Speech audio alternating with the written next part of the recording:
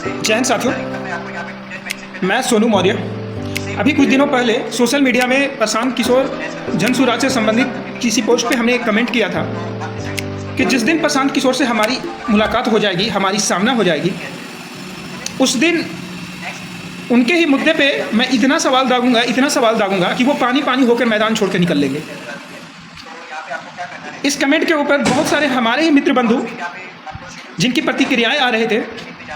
बस मैं इतना ही कहूँगा कि उनकी जो सोच है, उनके मानसिकता का जो लेवल है, उसके हिसाब से वो अपना प्रतिक्रिया दे रहे थे। मैं उन्हें गलत नहीं ठहराऊंगा, लेकिन बहुत जल्दीबाजी कहिए कि उनके प्रतिक्रिया के हिसाब से हमने जो कमेंट किया था उसके अनुसार अपने मित्र बंधुओं की संतुष्टि के लिए बहुत जल्दबाजी में हमें अपने बयान जारी करना पड़ रहा है। और वो बयान है, अभी मैं फ़िलहाल इतना ही डिस्कशन करूँगा कि प्रशांत किशोर जी की पार्टी एक अभी क्या है ना, जो पिछड़े समाज है, खास करके वो बड़े लोगों के पास वो कार्ड नहीं वितरण हो रहा है। पहली पॉइंट, जो हमारे पिछड़े समाज है, दलित समाज है, दबे कुचले समाज है, जिनकी सोच का एक लेवल अभी उस स्तर तक नहीं पहुंचा है जितने स्तर तक दुनिया इस बुलेट की रफ्तार से दौड़ रही दुनिया जितना आगे निकल चुकी है, उस लेवल तक जो हमारे पिछड़े समाज, दलित समाज है, उनकी सोच वहाँ तक नहीं पहुँची है। दूसरा पॉइंट ये है कि वो प्रशांत किशोर जी एक कार्ड जारी कर रहे हैं। हमारे जो दबे कुचले पिछड़े दलित समाज है, उनको लग रहा है कि कुछ हम लोगों को मिलने वाला है। तो उस गारंटी कार्ड में जो कुछ पॉइंट्स मेंशन है, उसी के ऊपर मैं डिस्कशन करना चाहूँगा। उसमें पहला पॉइंट ये है कि प्रशांत किशोर जी ने ये गारंटी दे रहा है कि मैं लोगों को 12,000 रुपये का मैं रोज़गार उपलब्ध करवाऊँगा। वो भी आज ये 2026 के दौर में 12,000 रुपये का मासिक का हर घर में रोज़गार उपलब्ध करवाऊँगा। हम सबको पता है 12,000 रुपये कितने हैं, लेकिन हमारे जो भाई बंधु हैं वो इसको इस तरह से ले रहे हैं कि जैसे उन्हें लग रहा है कि उन्हें एक सरकारी नौकरी मिल जाएगा। भाई प्रशांत किशोर जी डायरेक्टली, प्रशांत किशोर जी क्या कोई भी आपको सरकारी नौकरी नहीं दे सकता है। दूसरी चीज़ कि 12,000 रुपये का वो गारंटी ले रहे हैं। तो मैं प्रशांत किशोर जी को कहना चाहूँगा कि आप ना मुख्यमंत्री बनने के बाद ये गारंटी ले रहे हैं कि लोगों को, हर घर के लोगों को 12,000 रुपये का नौकरी मुहैया करवाएंगे, रोज़गार मुहैया करवाएंगे। प्रशांत किशोर जी, आप मुख्यमंत्री बनने के बाद ना लोगों को 12,000 रुपये का नौकरी रोज़गार मुहैया करवाएंगे।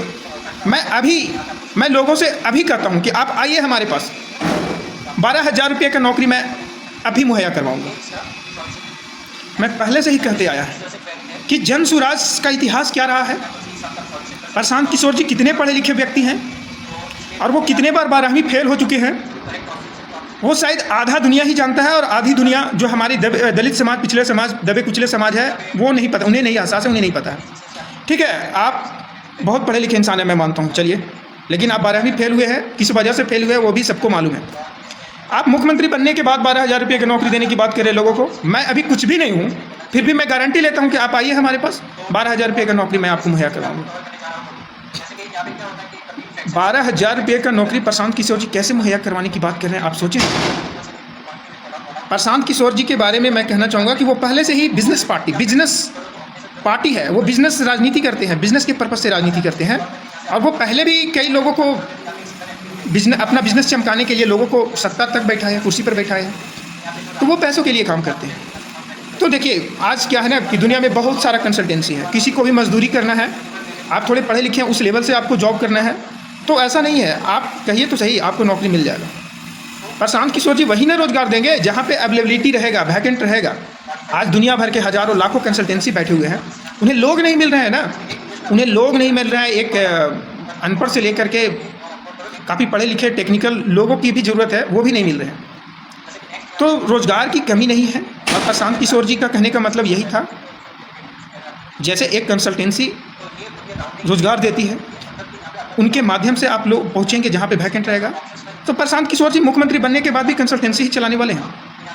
12,000 रुपये की तनख्वाह आपको दिलवाएंगे, प्लस में 1,500 रुपये पर व्यक्ति, 1,500 जैसे भी हो, मतलब 12,000 के हिसाब से ही मैं बात कर रहा हूँ। वो कंसल्टेंसी चलाएंगे, उन्हें भी जाएगा पैसा।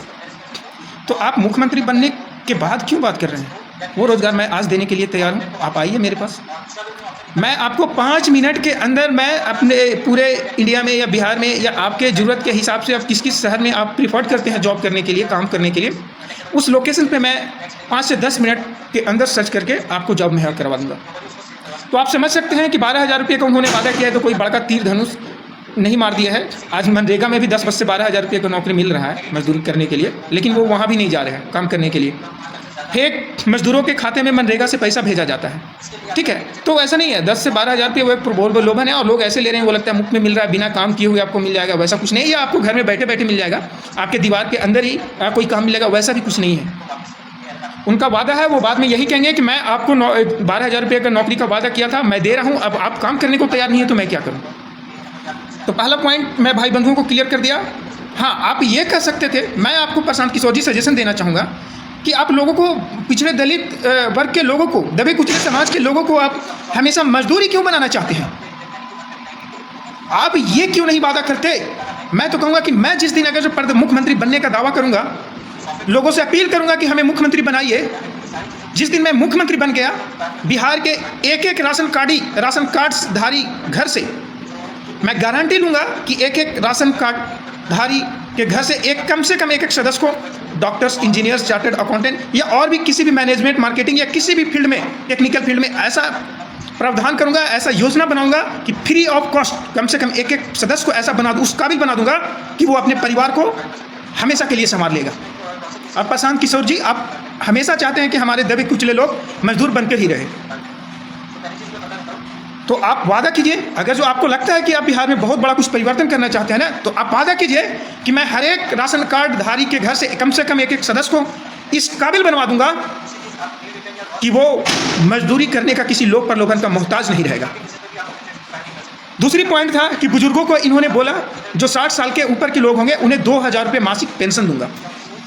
बहुत अच्छी बात है और ये कोई नई बात नहीं है, ये किसी और दल के लोग ना आप आज कह रहे हैं ना, वो आपसे पहले वो कह चुके हैं, पर्चा छपवा के घर घर वो पहले ही बंटवा चुके हैं कि मैं 400 रुपये से 2,000 कर दूंगा। तो ये आपके लिए कोई नई बात नहीं है प्रशांत किशोर जी, ठीक है। तीसरा पॉइंट इन्हें था 4% ब्याज के साथ महिलाओं को लोन मुहैया करवाएंगे। हर घर में कितने महिला को ये लोन मुहैया करवाएंगे वो नहीं डिक्लेयर किए हैं, लेकिन बस इतना बोले हैं कि महिलाओं को लोन मुहैया कराएंगे। तो प्रशांत किशोर जी, इस तरह की योजनाएं अभी भी चल रही है, ठीक है। आप 4% क्या मुफ्त में भी कर दीजिएगा ना, आप कोई अपने जेब से तो लोन देने वाले हैं नहीं।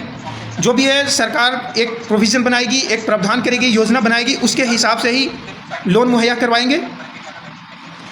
अभी भी इस तरह से मिलता जुलता योजनाएं चल रही है, लेकिन ये योजनाएं कितना सफल है? आप ऐसे ही किसी को 5 लाख रुपये आप दे दोगे, ये तो संभव नहीं है। आप उसे कंडीशन बना के दोगे, रोज़गार करने के लिए दोगे, धंधे करने के लिए लोगे।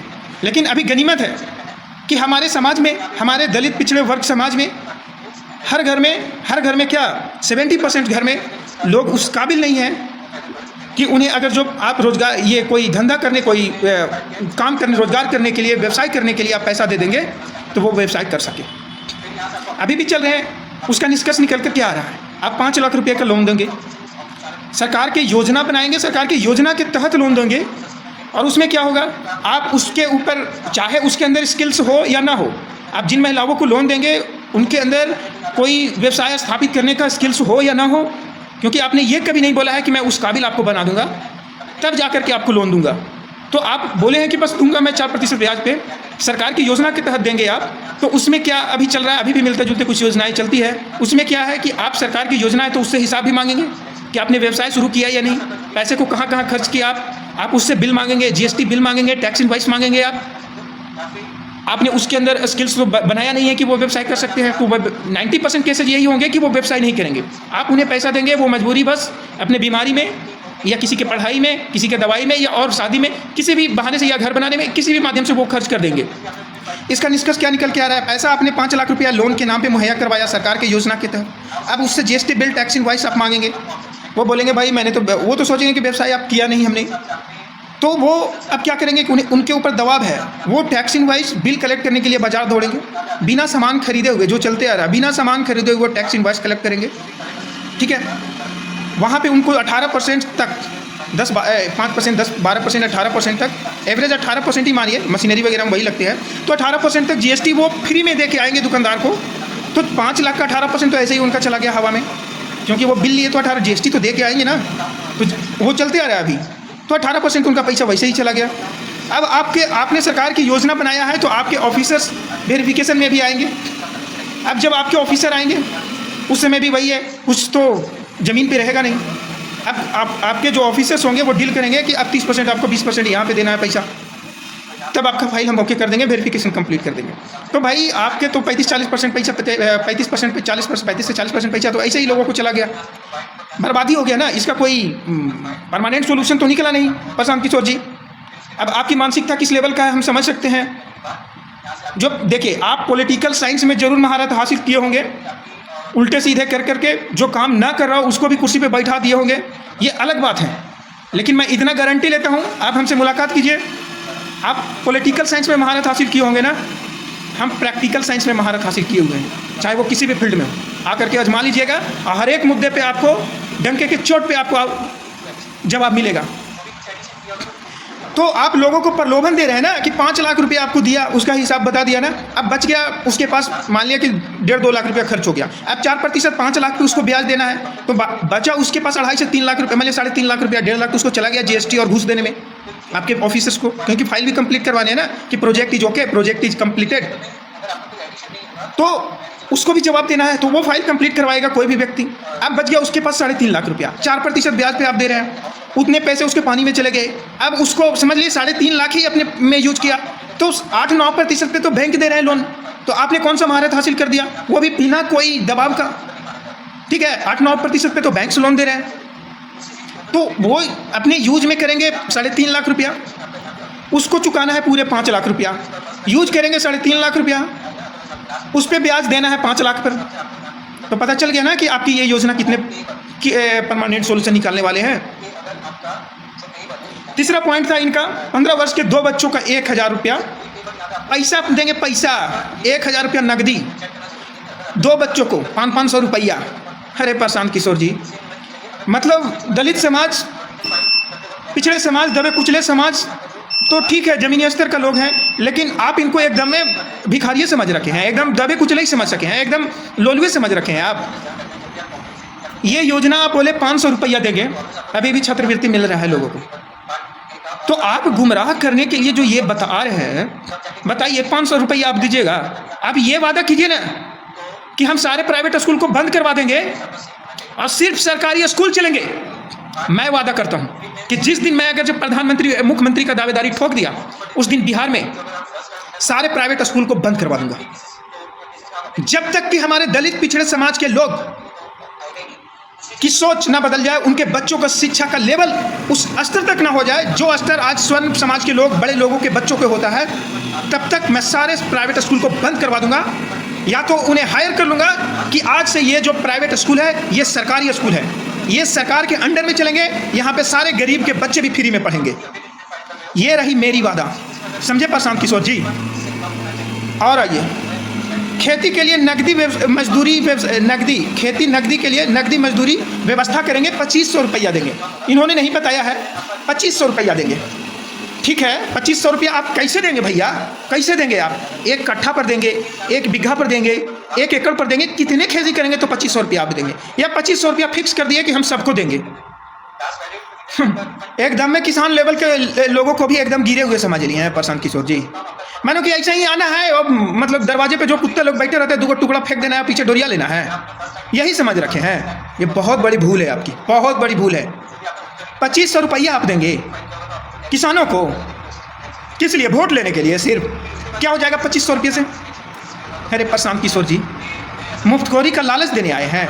जिस दिन मैं अगर जो मुख्यमंत्री का दावा ठोक दिया ना, उस दिन ऐसी व्यवस्था बनाऊंगा, ऐसे हाट और बाजार का एक व्यवस्था बनाऊंगा, ऐसी योजना बनाऊंगा कि किसानों को चाहे कोई भी फसल हो, सालों भर उनके खर्चे, मेहनत, मजदूरी, सब कुछ के हिसाब से एक उचित मूल्य की व्यवस्था करूंगा। उचित मूल्य मिलेगा, चाहे वो साग बेचे, मूली बेचे, सब्जी बेचे, चावल बेचे, गेहूं बेचे, कुछ भी बेचे, ऐसी व्यवस्था बनवा दूंगा कि उस बाजार में एक उचित मूल्य मिलेगा, हर एक फसल का उचित मूल्य मिलेगा।